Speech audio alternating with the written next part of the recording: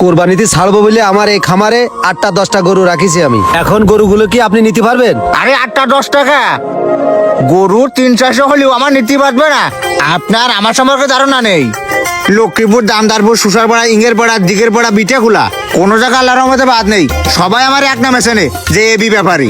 এই গরুর ব্যবসা আমি আজকে ধরে করতেছি না, কিন্তু আপনার গরুর যে লাইন এসব গরু আমি কিনিই নে। তো যাই হোক ভাই, এই গরু কুরবানিটা নিয়ে গেলি ব্যাপারী আসে নিতে চায় না। আরে ভাই, আপনি কি বললেন? এই গরুর পিছনে প্রতি মাসে আমি কত টাকা খরচ করি আপনি জানেন?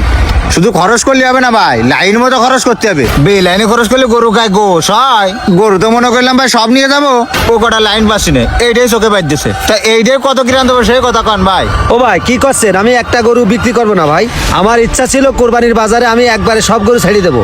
আরে ভাই, ইচ্ছা থাকলে তো হবে না। আপনার গরুর যে লাইন, এই গরু আটে নিয়ে যাবে আপনি কন। গরু তো ব্যাপারে দেখার আগে ব্যাপারে মাপে তো। কি বিপদে পড়লাম গরু পুষে। ও ভাই, যদি পারেন কম সম করে আমার সব কটা গরু নিয়ে যান আপনি ভাই। আমারও তো একটা ঝামেলার মধ্যে ফেলে দিলেন এই ঈদ সামনে করে। এই রুগাটা করে আমি কি রে চালাবানে কন দিনে ভাই। যাই হোক ভাই, এই সব কটা মিলে কত চাচ্ছেন তাই কন। ও ভাই শোনেন, খামারে 5টা গরু আছে। আমার আশা ছিল 5টা গরু 10 লাখ হলে ছাড়বো। আরে ধার ভাই, 10 লাখ এটা কথা কইলেন আপনি? ওই গরু শেয়ারের দিকে টাকা দেখেন দিনে 10 লাখ টাকা দাম আছে। ও ভাই, কষ্ট করে পুষেছি, কোরবানির বাজার ধরবো, ভালো দামে বেচবো। কি করছেন এত না ভাই, ও দামে আপনার গরু আমি নিতে পারবো না, আমি চলে গেলাম। ও ভাই আর কয়টা টাকা বাড়াই দিয়ে আমার গরুগুলো নিয়ে যান। আবার সেই ঝামেলা ভিতরে ফেলাই দিলেন।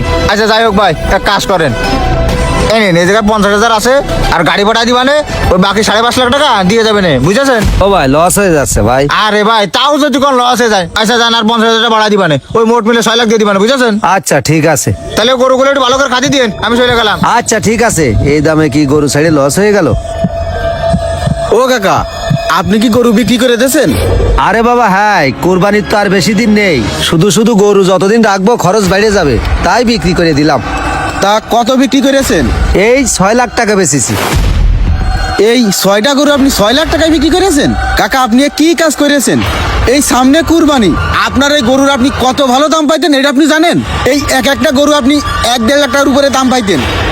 কি করছো বাবা? ও যে আমারে বললো আমার গরু রুগা, গরুর গায়ে গোশ নেই, গরুর বাজারও মন্দ এবার।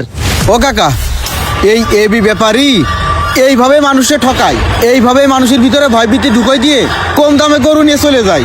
আপনি মেলা বড় ভুল করেছেন। তাহলে আপনি শোনেন, ও এর আগে কি করেছে।